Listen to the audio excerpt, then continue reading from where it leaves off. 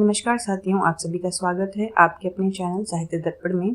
और उम्मीद करती हूँ मैं कि आप सभी बहुत अच्छे होंगे। और आज हम बात करने वाले हैं यूपी टीजीटी और पीजीटी के परीक्षा परिणाम को लेकर के। तो साथियों, जैसा कि आप सभी को पता है कि इधर बीच पीजीटी का इंटरव्यू चल रहा था। अभी कल हिंदी का भी इंटरव्यू था, 25 को भी था और कल भी था पीजीटी हिंदी का इंटरव्यू, और बहुत सारे साथियों ने इंटरव्यू दिया भी था। और फिर उसके बाद चारों तरफ ये अफवाह सुनने में आई कि रिजल्ट जो है वो कल रात में ही आ जाएगा टीजीटी का, जिसका हम लोग काफ़ी दिन से इंतज़ार कर रहे हैं। लेकिन ऐसा हुआ नहीं, क्योंकि जैसा कि न्यूज़पेपर में भी आ गया है कि अभी 30 जून को आयोग की बैठक होगी और उस बैठक में ही ये निर्णय लिया जाएगा कि रिजल्ट इसका कब आना है, टीजीटी और पीजीटी का। ठीक है, और ये चीज़ फाइनल है कि हाँ, 1 हफ्ते के अंदर रिजल्ट आ जाएगा टीजीटी और पीजीटी का। और हमें ऐसा लगता भी है और बहुत सारे ऐसे साथियों का भी कहना है कि अगर पीजीटी का रिजल्ट पहले आ जाएगा और टीजीटी का बाद में आएगा तो ज़्यादा अच्छा है। ऐसा क्यों? क्योंकि देखिए, अक्सर कर ऐसा होता है कि जब टीजीटी का रिजल्ट पहले आता है और बहुत सारे लोग टीजीटी में जाते हैं और उसके बाद पीजीटी का भी आ जाता है और फिर पीजीटी में भी चले जाते हैं काउंसलिंग के लिए, इंटरव्यू के लिए और जो भी प्रोसेस वगैरह होता है उसके लिए। तो एक ही व्यक्ति जो कि काफ़ी अच्छे से जिसने पढ़ाई की है और वो दोनों जगह अगर उसका चयन होने की संभावना रहती है और वो दोनों ही जगह चला जाता है, तो उससे क्या होता है कि एक सीट हमारी खराब हो जाती है। और जो एक अभ्यर्थी है जिसका हो सकता था उस सीट पर, वो कहीं ना कहीं उस चीज़ से वंचित हो जाता है। ठीक है, और फिर वो सारी चीज़ें धीरे धीरे करके वेटिंग लिस्ट में चली जाती हैं और फिर कब क्लियर होंगी, कब नहीं होंगी, क्या होगा क्या नहीं होगा, इसमें बहुत सारी चीज़ें फंस जाती हैं। तो सही भी है कि पीजीटी का रिजल्ट पहले आ जाए, क्योंकि जो लोग चयन पा जाएंगे पीजीटी में, फिर वो लोग अगर टीजीटी में भी, जैसे कुछ बच्चे हैं टीजीटी में भी अगर उनका चयन होगा, तो जाहिर सी बात है कि पीजीटी का पोस्ट जो है वो टीजीटी से पहले है। और क्योंकि सारी चीज़ें वो लोग फेस कर ली हैं, एग्ज़ाम वगैरह, इंटरव्यू वगैरह और जो भी सारी डॉक्यूमेंट वेरिफिकेशन वगैरह, वो सारी कुछ क्लियर करने के बाद वो पीजीटी के बाद टीजीटी में नहीं जाएंगे। ठीक है, तो अच्छा है कि पीजीटी का पहले रिजल्ट आ जाए और टीजीटी का बाद में आ जाए, उससे एक सीट सुरक्षित हो जाएगी। और वो जो एक सीट है जो फंस जाती है बाद में किसी न किसी वजह से, वो फंसेगी नहीं और किसी एक दूसरे अभ्यर्थी को मिल जाएगी। तो सही है, जहां हम लोगों ने इतना इंतज़ार किया वहां 1 हफ्ता और इंतज़ार करेंगे। और इस 1 हफ्ते के बाद, ये समझिए, ये जो 1 हफ्ता है, इस 1 हफ्ते के बाद बहुत सारे बच्चों की, बहुत सारे हमारे भाई बहनों की ज़िंदगी यहाँ से बिल्कुल बदल जाएगी। क्योंकि बहुत सारे भाई बहनों का इसमें हो जाएगा और बहुत सारे भाई बहन ऐसे भी होंगे जो बॉर्डर लाइन पर आकर के थोड़े से नंबरों की वजह से रह जाएंगे।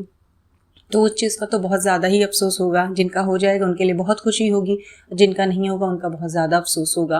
क्योंकि कुछ ऐसे प्रश्न जो एग्ज़ाम में आए थे, जबकि पेपर जो था वो तो बहुत अच्छा था, लेकिन क्योंकि हम लोगों ने ये सोचा हुआ था कि पेपर बहुत कठिन आएगा, और पीजीटी का भी पेपर हम लोगों ने देखा था कि वो भी लेवल का पेपर था, उस हिसाब से हम लोगों ने सोचा था कि टीजीटी में इंटरव्यू नहीं होगा तो इसका पेपर और ज़्यादा हार्ड होगा, जैसा कि आप लोगों ने 2021 में देखा था।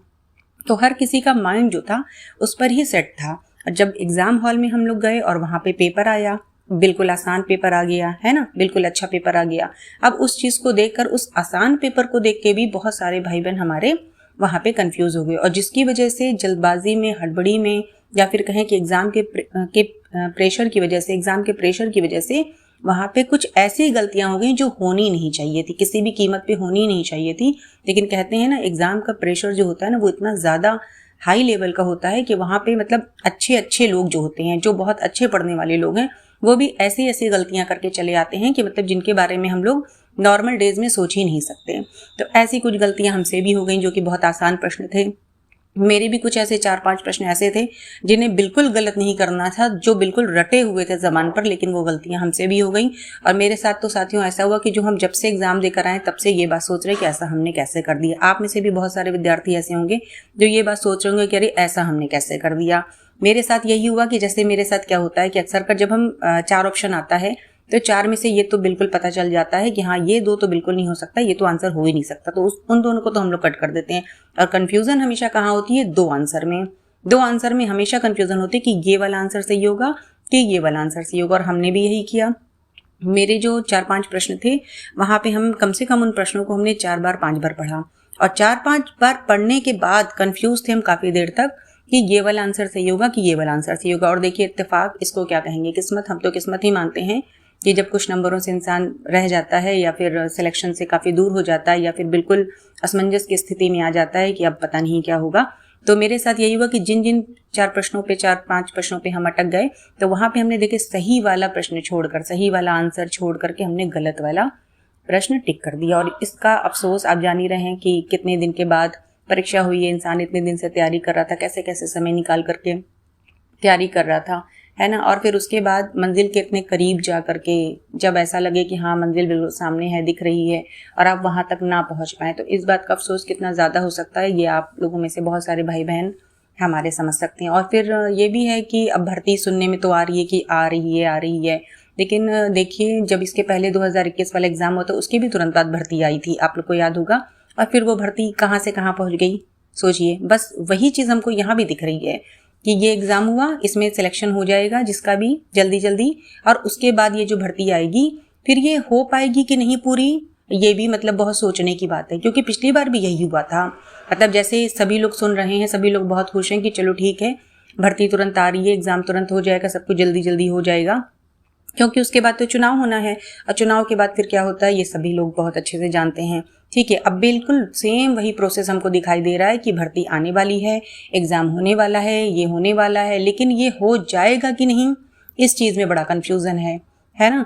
तो बस हम तो चाह रहे हैं यही कि चुनाव से पहले ये नई भर्ती आ जाए, और जिन भी भाई बहनों का किसी भी वजह से नहीं हो पा रहा है, नहीं हो पाएगा किसी भी वजह से, तो उनका भी हो जाए, क्योंकि सीट बहुत अच्छी आ रही है और एक ये बहुत अच्छा मौका है।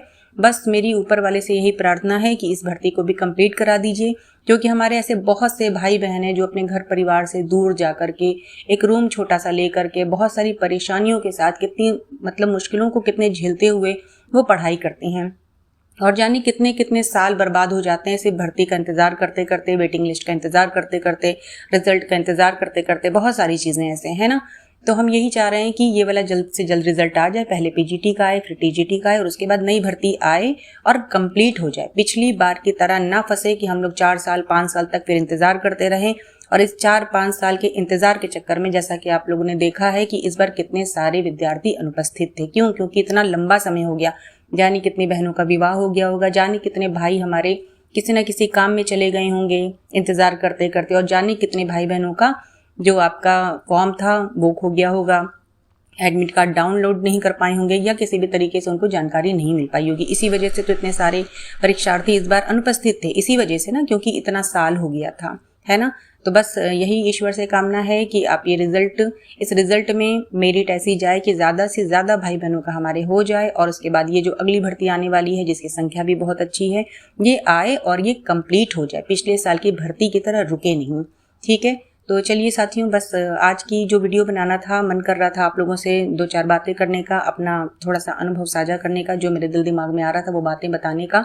तो आप लोग भी राय दीजिएगा कि ये जो भर्ती आ रही है आप लोगों को क्या लग रहा है, क्या ये फुलफिल हो जाएगी? फुलफिल हो जाए तो अच्छा है। बस ये है कि प्रेशर बनाना है सरकार के ऊपर थोड़ा सा कि हाँ ये कंप्लीट मतलब हो जाए किसी तरह से। ये ऐसा ना हो कि ये लोग बस डेट एग्ज़ाम की दे दें पिछली बार की तरह, और फिर वो जैसा आप लोगों ने देखा ही था 3-4 बार इसके पहले भी परीक्षा एग्ज़ाम घोषित हुआ था कि हाँ होगा, लेकिन वो हुआ नहीं, और फिर हुआ तो कितने साल के बाद हुआ, कैसे कैसे हुआ, ठीक है। तो चलिए बस आज की वीडियो यहीं तक। आप सभी का बहुत बहुत धन्यवाद। फिर मिलते हैं अगली वीडियो में और फिर से कोई बात करते हैं, ठीक है। चलिए, नमस्ते सभी को।